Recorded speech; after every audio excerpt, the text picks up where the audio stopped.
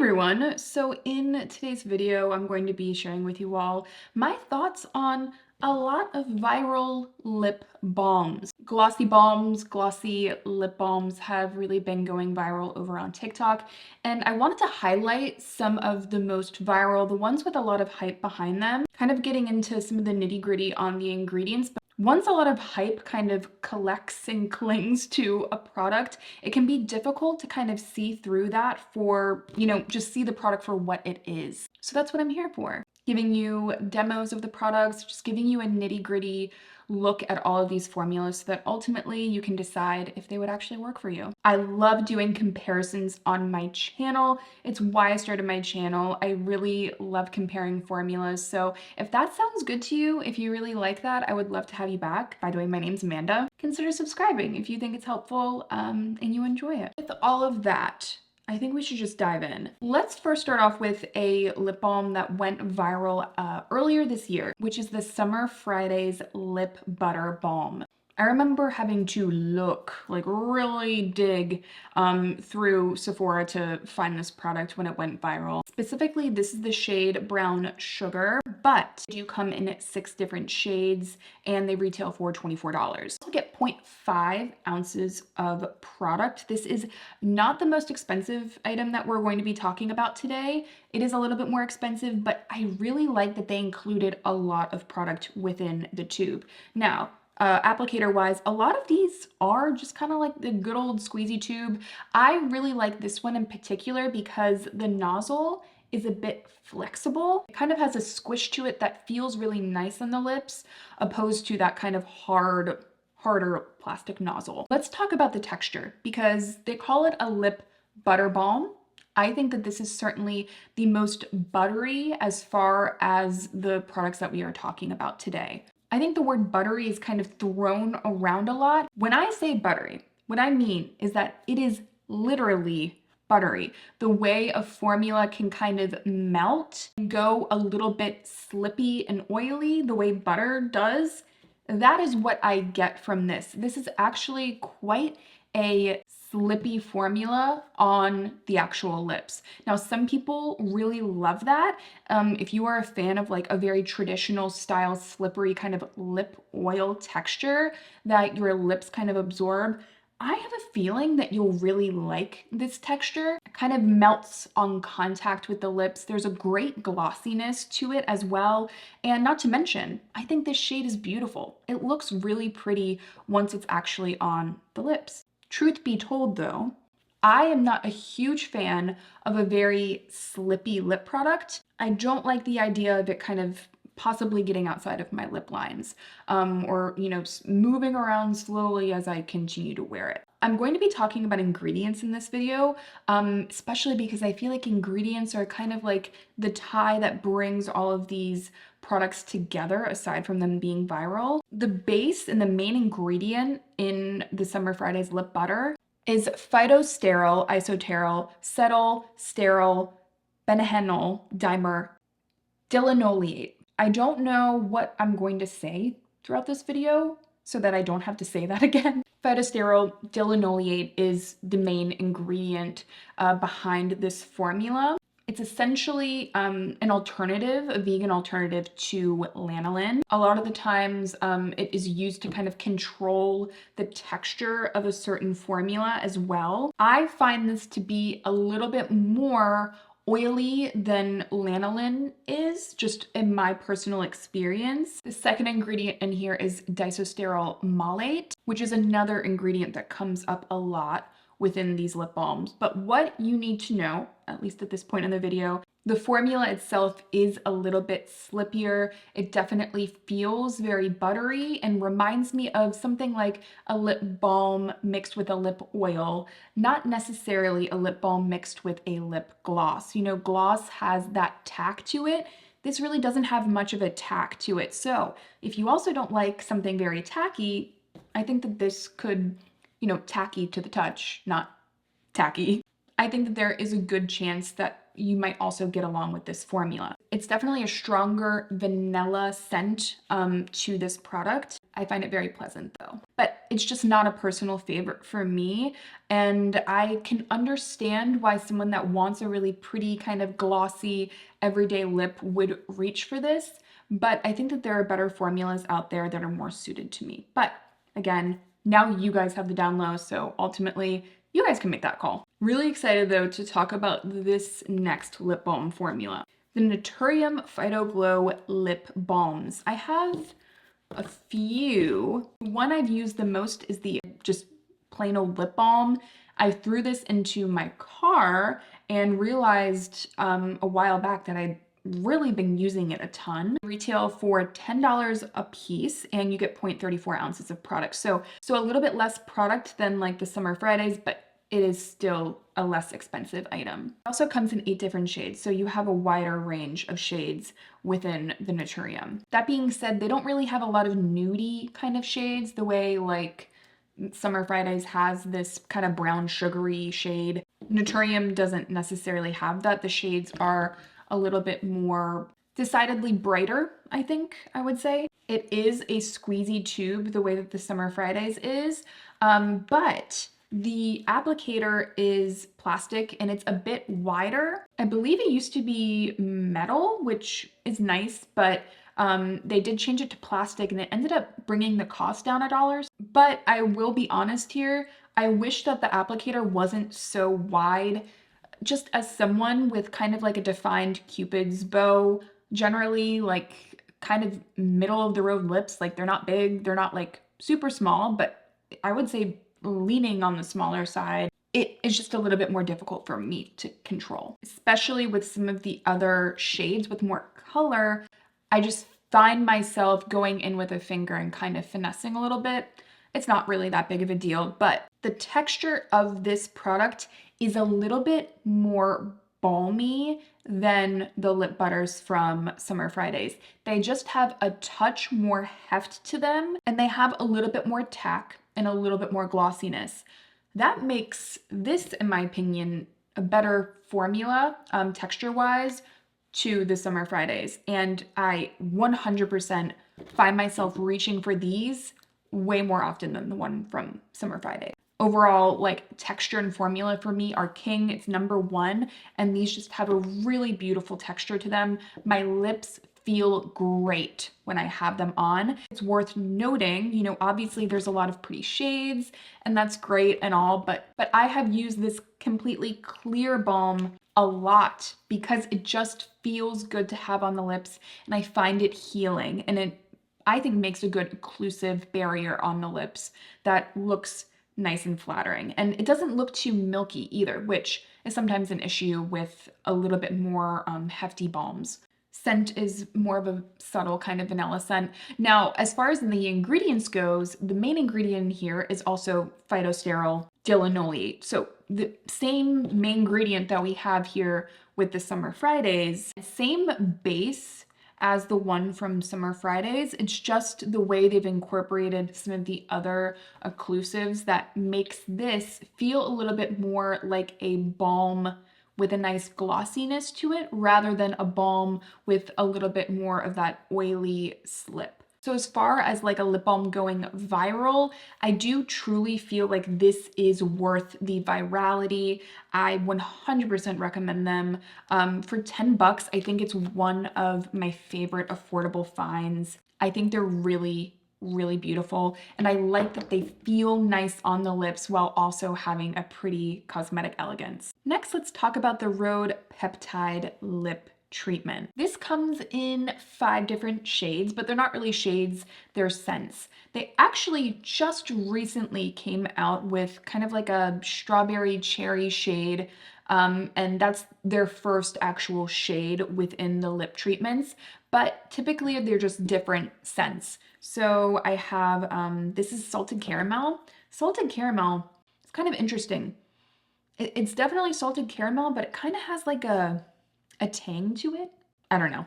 I noticed some sort of tang with that one.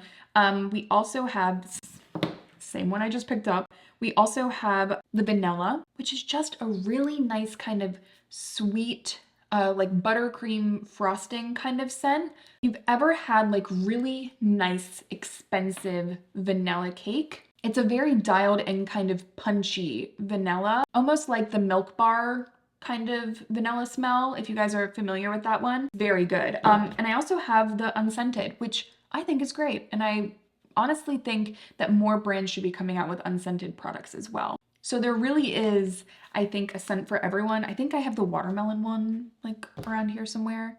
Yes, this is the watermelon one, and I am a big fan of watermelon, so. But anyway, they retail for $16 and you get 0.30 ounces of product. So definitely a little bit more pricey. As far as the packaging goes, I mean, I really like how sleek it is. Now, texture-wise, I actually think that this is somewhere in between the Summer Fridays and the Naturium. It has a good balminess to it. It's a little bit less thick, a little bit more spreadable, but it still has a good grip to it, which I really, really appreciate. Again, I don't like something that has no grip on the lips whatsoever. And the main ingredient in here is actually hydrogenated polyisobutene. It's essentially an oil that is used in a lot of cosmetics, typically used as like a replacement for something like mineral oil. It is a waterproofing agent and an emollient. So again, it makes sense why they went with that as the base for this product, especially considering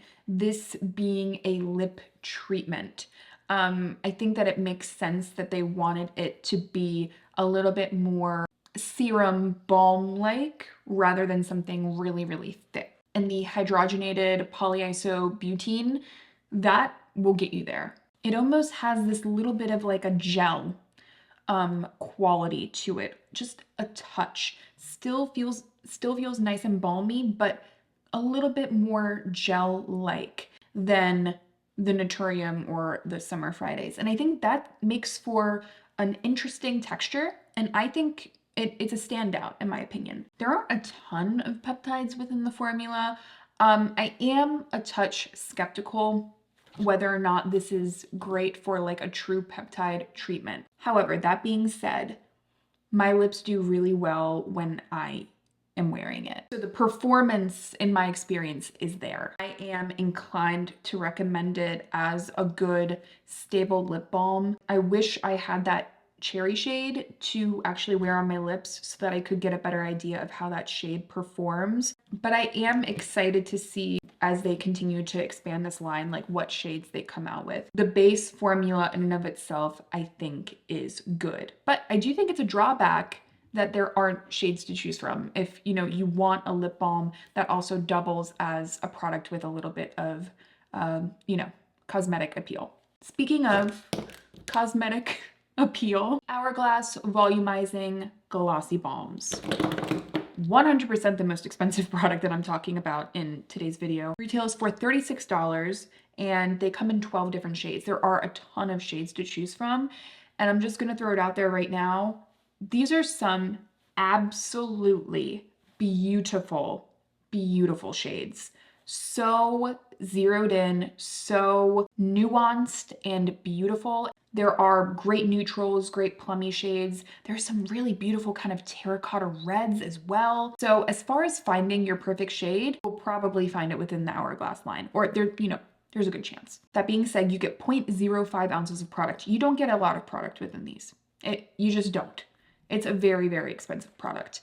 Now, as far as the packaging goes, it's kind of the click-up glossy pen situation that a lot of brands are doing now. This is by far the most luxurious one that I own, the prettiest, and in general, I find that the opening on here is also not too big and it's not too small. So packaging wise, it is my favorite out of the ones that we're talking about. And as far as the actual performance, the way it looks on the lips, this by far has the most glossiness to it. So it feels the most, in my opinion, like that bridge between a lip balm and a, product meant for cosmetic appeal. It has a touch of a minty kind of tingle to it, but it's not obnoxious. But when it goes onto the lips, I do feel like a touch of that minty sensation, just a very small amount, but in a way that I really like. I would say the formula is most similar to the Naturium, but it has just a little bit more glossiness to it. Again, the shades are just a little bit more dialed in, and it's just a touch thicker.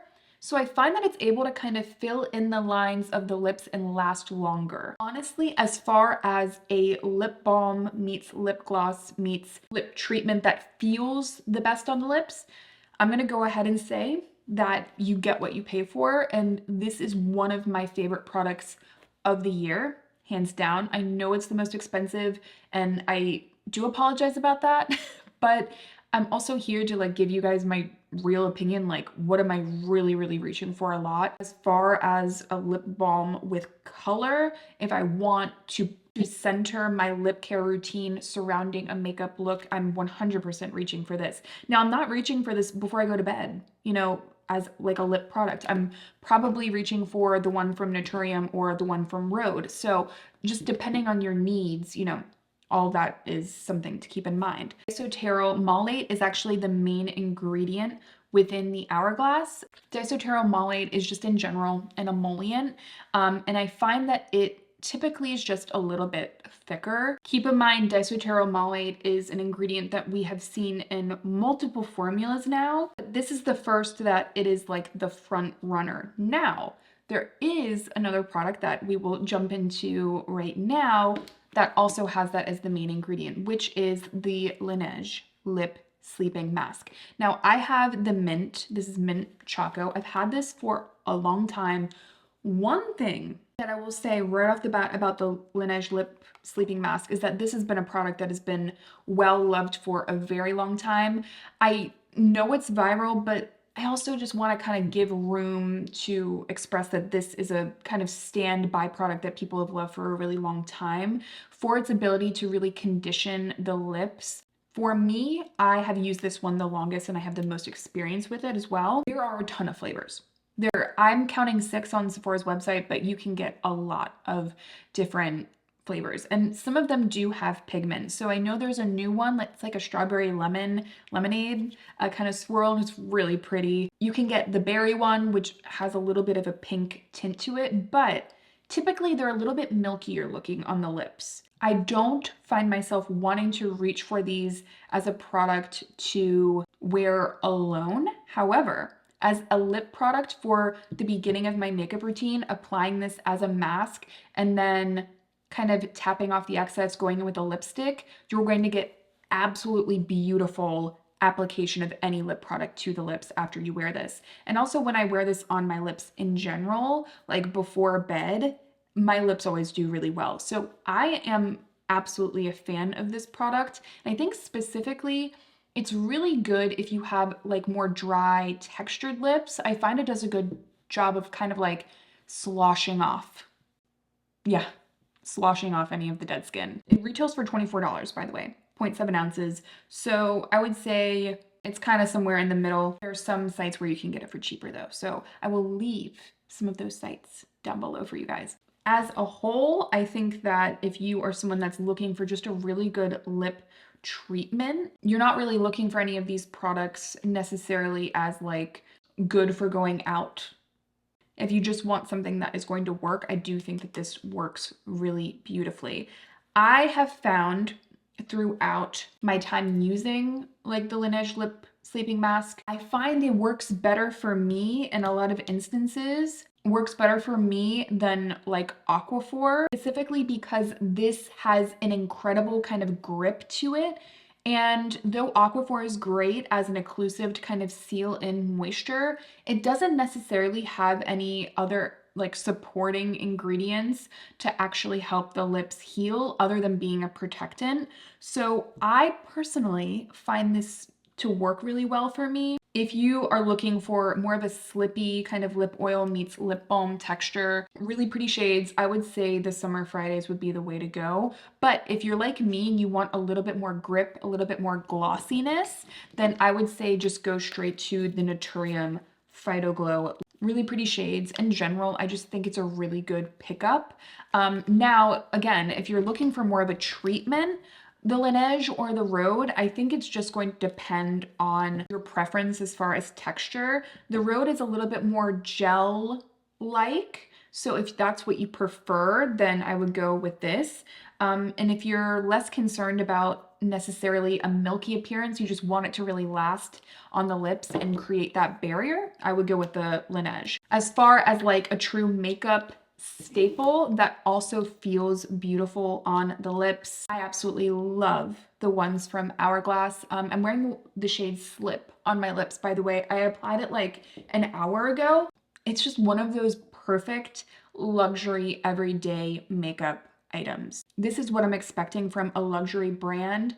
Everything from the packaging to the formula to the performance, it's all like A+ in my opinion. The only downside is the price, and that's, you know, it's luxury beauty for you. So I'm going to leave all the products that I talked about in today's video down below. What category of makeup would you like to see me do some comparisons on next? I had so much fun with this video. I really hope you guys enjoyed it too. But yeah, let me know down below. Make sure to subscribe before you go if you did enjoy it. And I will see you in my next one.